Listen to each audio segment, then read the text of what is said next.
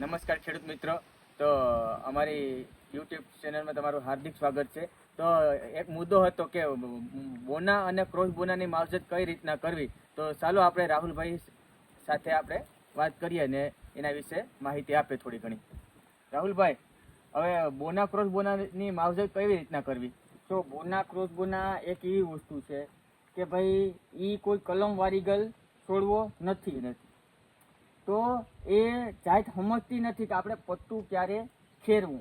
જે ડીટી છે, લોટેણ છે, એનું ટાઈમ ટુ ટાઈમ થાય એટલે પત્તું ખરી જાય છે. આનું પત્તું ખરતું નથી. જ્યાં સુધી પત્તું ખરતું નથી અને પત્તું અહીંયા હોય છે, પોટો હોય છે લાસ્ટમાં 8-10 પંતા પછી તો આ પત્તું પર ખોરાક લેવાનું ચાલુ રાખે છે નારેડી પાસેથી.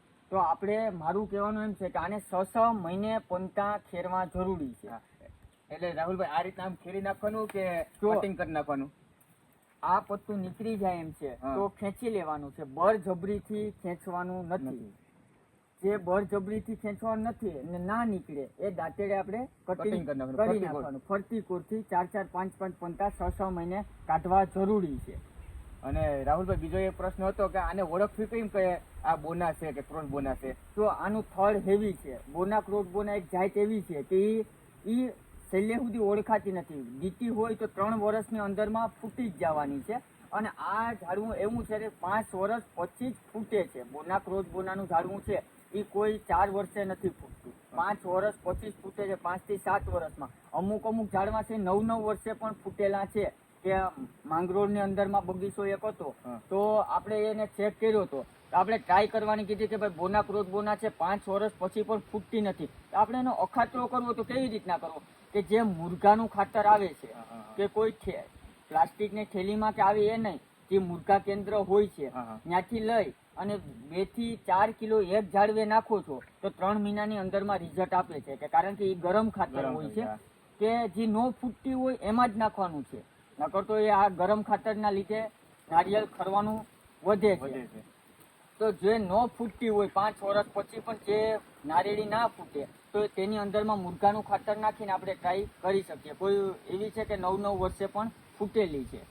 રાહુલભાઈ, બીજો એક પ્રશ્ન એવો હતો કે લોટન છે, ડીટી, વાનફેર છે, એના પછી ઉત્પાદન કેટલું આપી શકે?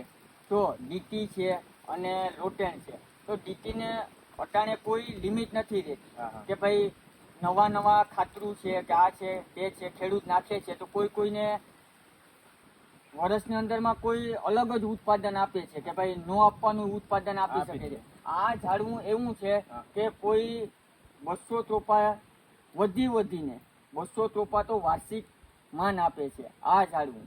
તો અત્યારે કોઈ ખેડૂતને વાવી હોય તો કઈ જાત વાવી શકાય? જો અત્યારે મારા સલાહ પ્રમાણે એક જ છે વાવેતર છે કે ભાઈ ડીટી સિવાય કોઈ ખેડૂત વાવેતર ના કરે. કે ભાઈ લોટેણ છે, આ છે બોના ક્રોસ બોના છે, એ બધા કરતા ઉત્પાદન ડીટી વધારે જ આપે છે. ને એક કલમ વરીગલ રોપો છે કે એમાં ઉત્પાદન વધારે મળે છે. ને આને ખાતર નાખવાની પદ્ધતિ એવી રીતના છે કે જે તમે ડીટી ની અંદરમાં અને લોટેણ ની અંદરમાં જે ખાતર નાખો છો એના કરતા આને ખોરાક વધારે જોઈએ છે. કે આનું થડ છે હેવી છે. આના પત્તાનો ગ્રોથે બહુ હેવીમાં હોય છે કે પત્તાનો ગ્રોથે બહુ મોટા પત્તા થતા હોય છે. તો આની અંદર આપણે જો છાણિયું ખાતર આપણે કહી ગયેલું છે કે ડીટી ની અંદરમાં અને લોટેણ ની અંદરમાં વર્ષનું 50 થી 60 કિલો ખાતરની જરૂરિયાત હોય છે રીમ કરીને.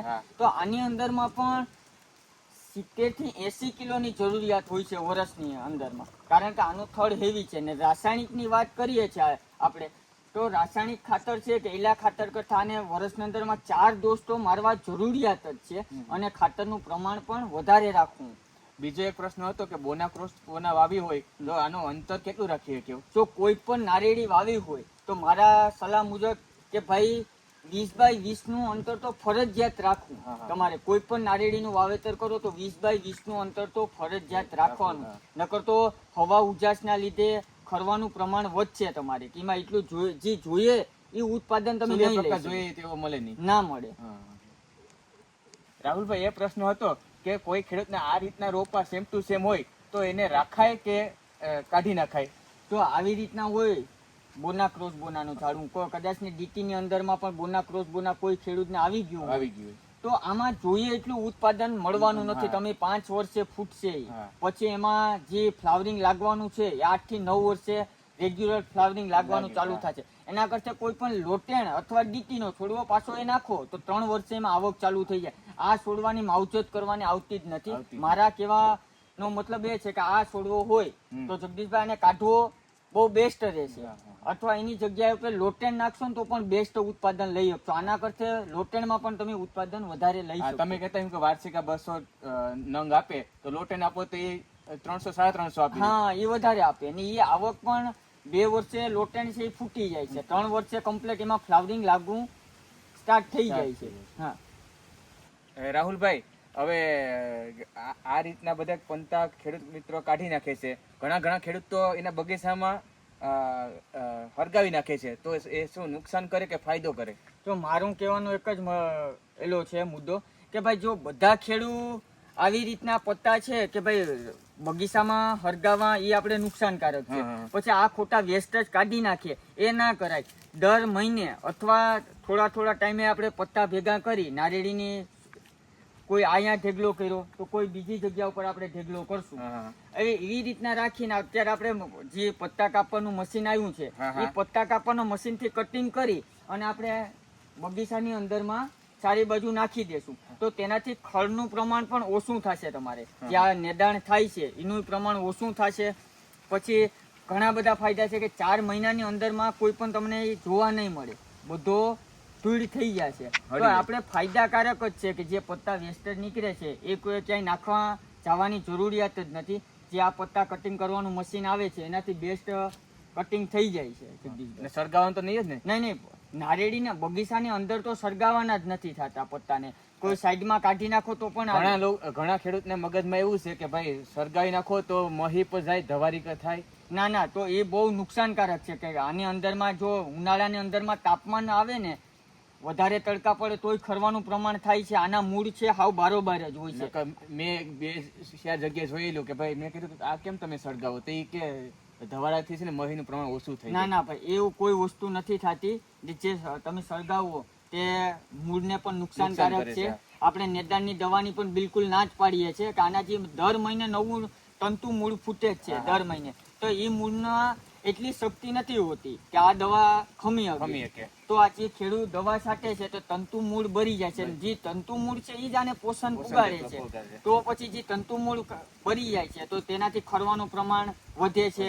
પછી કોઈ ખેડૂત કહે છે કે આ વખતે તો આપણે 4 મહિના થઈ તોય માલ તૈયાર નથી થયો. તો એનું કારણ પણ આ બની શકે. ખરની દવાને હળગાવવાનું. હા, એ બિલકુલ